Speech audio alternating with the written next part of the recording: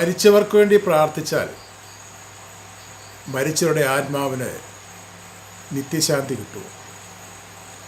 വിടുതൽ കിട്ടുമോ? പ്രഭാതവന്ദനത്തിലേക്ക് ഏവർക്കും സ്വാഗതം.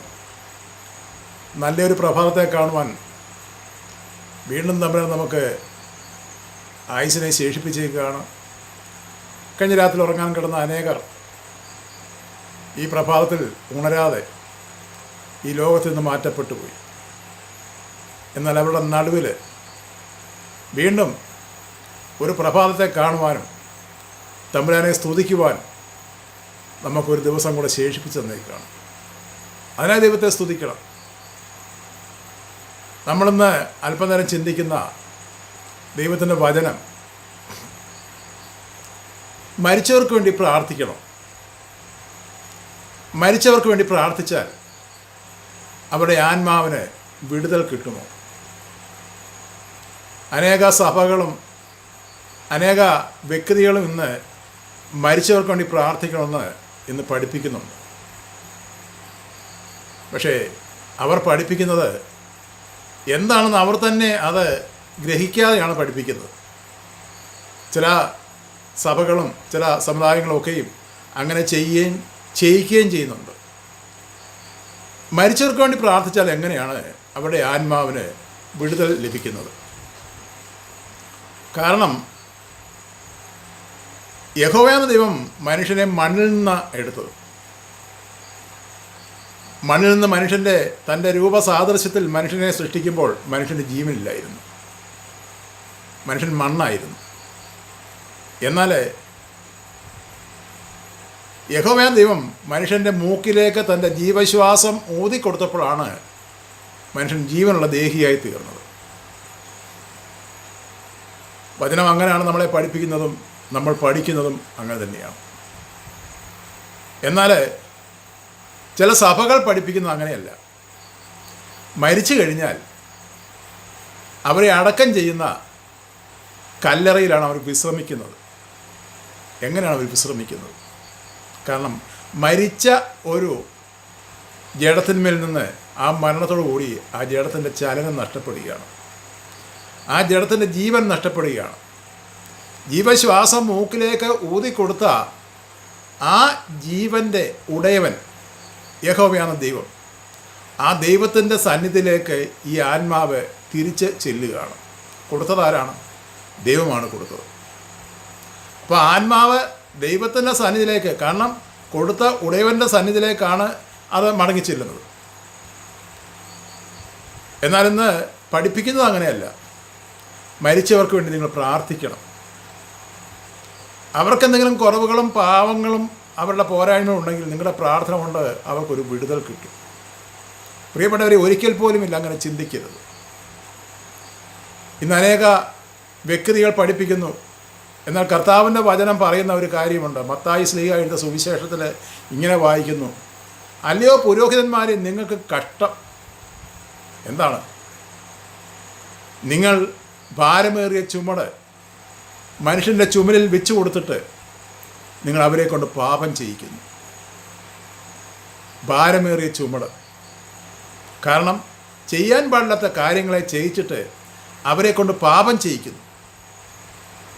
മരിച്ച ഒരു വ്യക്തിയുടെ അല്ലെങ്കിൽ ഒരാളിൻ്റെ കല്ലറയ്ക്കൽ ചെന്ന് നമ്മൾ തിരികെത്തിക്കുകയും അവിടെ നിന്ന് പ്രാർത്ഥിക്കുകയും ചെയ്താൽ എങ്ങനെയാണ് ഈ ആത്മാവിന് വിടുതൽ കിട്ടുന്നത്?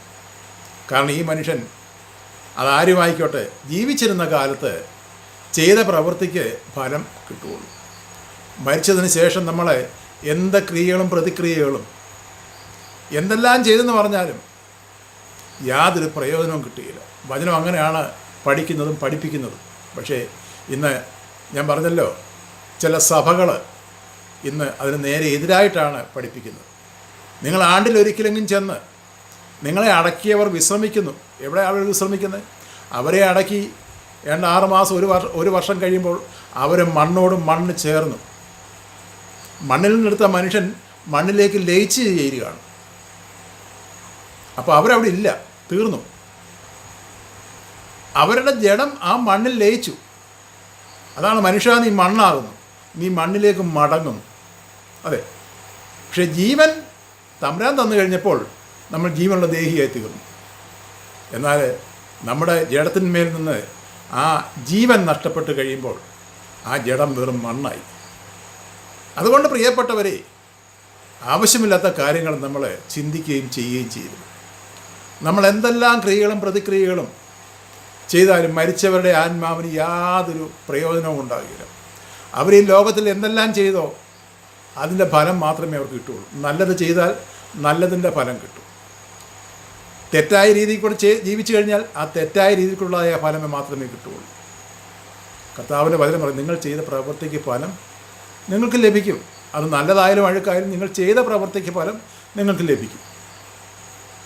അപ്പോൾ മരിച്ചവർക്ക് വേണ്ടി പ്രാർത്ഥിച്ചിട്ട് യാതൊരു പ്രയോജനവുമില്ല.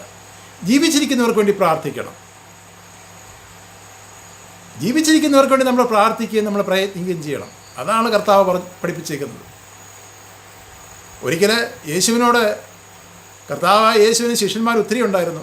അവരിൽ നിന്ന് തിരഞ്ഞെടുത്താണ് 12 പേർ. 70 ശിഷ്യന്മാരുണ്ടായിരുന്നെന്ന് വചനം വായിക്കുന്നു. അതിലൊരു ഒരു ശിഷ്യൻ യേശുവിനോട് പറഞ്ഞു, നിങ്ങൾ ലോകമൊക്കെയും പോയി, അല്ലെങ്കിൽ നിങ്ങൾ സുവിശേഷം അറിയിക്കാൻ പറഞ്ഞു. അപ്പോൾ അവൻ പറഞ്ഞെന്താണ്? ഞാൻ എൻ്റെ അപ്പനെ അടക്കിയിട്ട് വരട്ടെ എന്ന് പറഞ്ഞു. യേശുവിനോട് പറഞ്ഞെന്താണ്? ഞാൻ നിന്നോട് പറഞ്ഞ് ചെയ്യുക, മരിച്ചവർ പോയി മരിച്ചവനെ അടക്കട്ടെ. കാരണം നിന്നോട് ഞാൻ പറഞ്ഞ കാര്യം ചെയ്യുക. അവൻ മരിച്ചു കഴിഞ്ഞു, അവൻ്റെ ജഡത്തിൽ നിന്ന് ജീവൻ വിട്ടുപോയി, അവൻ വെറും മണ്ണാണ്. അതാണ് പറഞ്ഞത്, മരിച്ചവർ പോയി മരിച്ചവനെ അടക്കട്ടെ. അപ്പം അതല്ല നമുക്ക് ആവശ്യം. ദൈവത്തിൻ്റെ വചനങ്ങളെ അനുസരിച്ചുകൊണ്ട്, ദൈവനാമത്തിൽ നിന്നുകൊണ്ട്, പ്രിയപ്പെട്ടവരെ, കർത്താവിനെ സന്നിധിയിൽ കടന്നു ചെല്ലുവാൻ തക്കവണ്ണം. കാരണം ഈ പ്രപഞ്ചത്തിന് ഒരു ശക്തിയുണ്ട്. ആ ശക്തിയാണല്ലോ ദൈവം നമ്മൾ വിശ്വസിക്കുന്നത്. നമ്മുടെ അനുഭവമാണ് ദൈവം എന്ന് പറയുന്നത്. ഒരു സൃഷ്ടാവില്ലാതെ ഒരു സൃഷ്ടി ഉണ്ടാകുന്നില്ല. ആ സൃഷ്ടാവാണ് നമ്മുടെ ദൈവം. ആ ദൈവത്തിൽ വിശ്വസിച്ചുകൊണ്ട് മറ്റുള്ളവർ പറഞ്ഞല്ല, പഠിപ്പിക്കുന്നതല്ല, പിന്നെ നമുക്ക് സ്വയമേ ഒരു കാര്യം നമ്മൾ ഗ്രഹിക്കണം. നമ്മളെ മരിച്ചവർക്ക് വേണ്ടി എന്തെല്ലാം ക്രിയകൾ ചെയ്താലും ഇത് യാതൊരു ഫലവും കിട്ടുകയില്ല. ചെയ്ത പ്രവർത്തിക്ക് മാത്രമേ അവർക്ക് ഫലം കിട്ടുകയുള്ളൂ. നല്ല വചനങ്ങളാൽ ദൈവം നമ്മളെ അനുഗ്രഹിക്കുമാറാകട്ടെ.